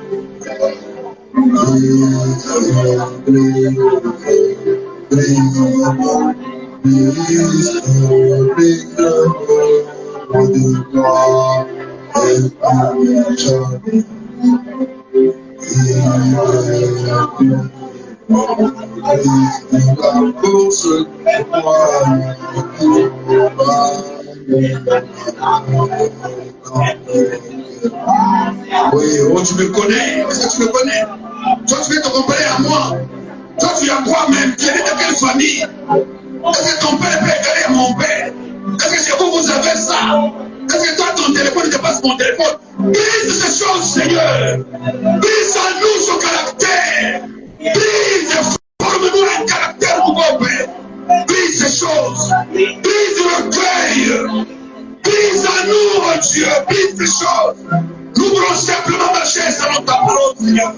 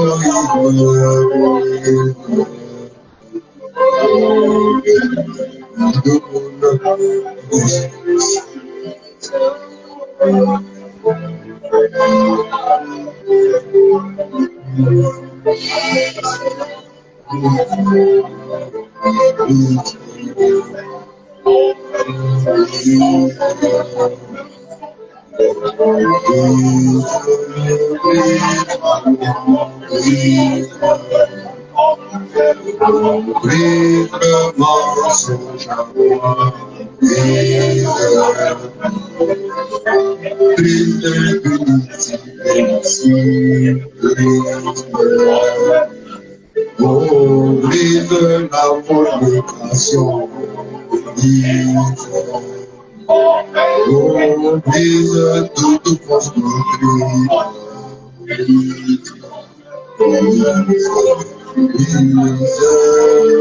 doctrine,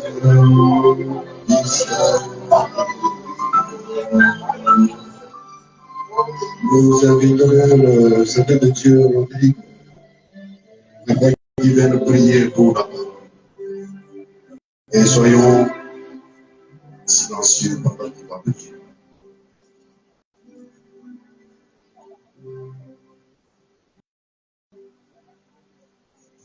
Seigneur, Dieu de gloire, Dieu de paix, Dieu de bonté, Dieu de miséricorde.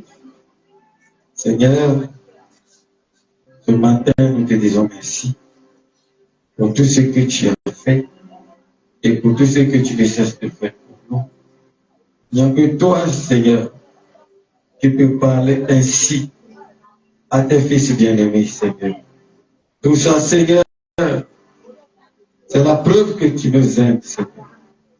Quand nous regardons dans le naturel, Seigneur, pour avoir de l'huile, Père, il faut le brisement des arrachés. Seigneur, nous voulons que ce matin, qu'il y ait un brisement total, Seigneur. L'orgueil puisse nous quitter, la malice puisse nous quitter, les médisances puissent nous quitter, la haine puisse nous quitter, l'hypocrisie puisse nous quitter, Seigneur.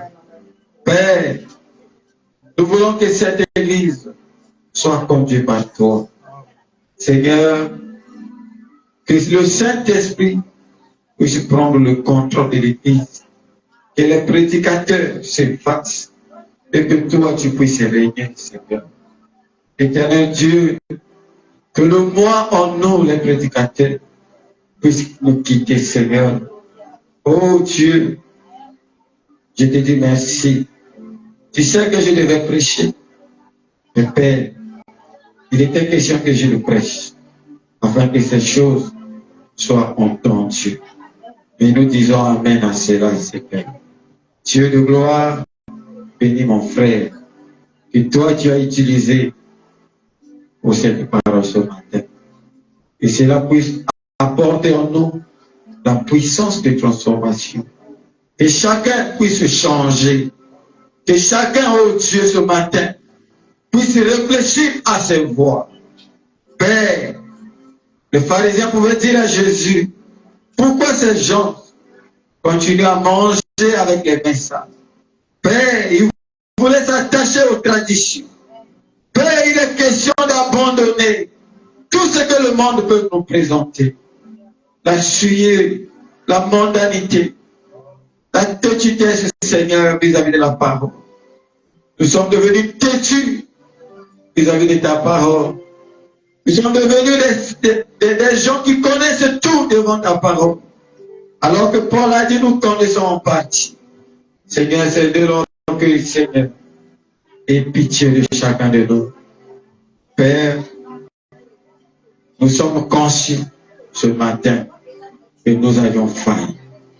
Et nous l'acceptons, Seigneur. Seigneur, nous te demandons de nous pardonner tous. De la chair jusqu'au dernier bon Seigneur. Éternel, tu nous connais plus que nous-mêmes. Père, il y a des péchés que nous commettons dans nos pensées. Seigneur, voilà pourquoi ce matin, que tu puisses laver, oh Dieu, nos têtes. Laver nos pensées, Seigneur. Qu'il y ait en nous des pensées pures, Seigneur. Comme tu l'as dit par le prophète.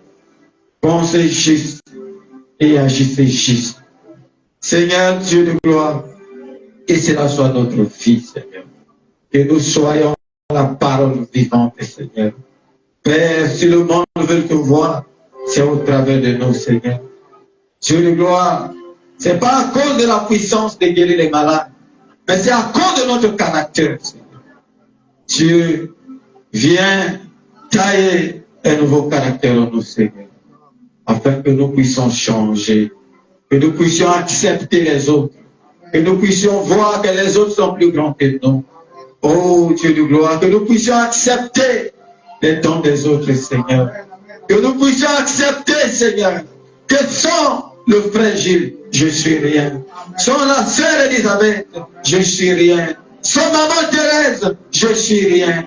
Oh Dieu, Seigneur, l'esprit de je sais tout, puisse nous quitter, Seigneur. Aide-nous, Seigneur, à comprendre, Père, que pour arriver à la perfection, je dois écouter le frère X, je dois écouter la sœur X, Père. Père, je te prie de restaurer la vie de la prière dans nos maisons. La vie de la prière nous a quittés, Seigneur. Nous sommes devenus des fanatiques de télévision, des téléphones. Oh Seigneur, nous sommes devenus, Seigneur, des adorateurs, des objets faits par les mains des hommes. Seigneur, qu'on vous dise que Frère Branham est un modèle, mais Seigneur, quand nous regardons dans la pratique, Frère Branham est resté à 1500 km. Nous sommes loin de la réalité. Seigneur, aide-nous, Seigneur. Que la parole soit notre conducteur. Que chacun de nous, Seigneur, puisse reconnaître sa place. Seigneur, Frère Branham dit que je ne puisse pas chercher à se ressembler à l'autre. Père, que cela reste dans nos têtes, Seigneur. Que chacun de nous est fait à l'image selon ta volonté, Seigneur. Seigneur, merci pour nous, mes frères et sœurs ici présents. Seigneur, tu connais ce qui a été dit dans les prières. Pardonne, Seigneur. Pardonne, Seigneur. Pardonne, Seigneur. Pardonne-nous, oh Dieu. Pardonne-nous, Seigneur. Nous avions failli. Seigneur, comme David, redonne-nous la joie du salut sur nous, afin que nous puissions commencer une nouvelle vie avec toi. Seigneur, que la puissance du Saint-Esprit soit avec nous. Que la vie de la prière revienne, Seigneur. Que l'amour revienne, Seigneur. Bénis cette église. Bénis le pasteur Dani. Bénis tous ceux qui travaillent dans cette église. Au nom de Jésus. Amen.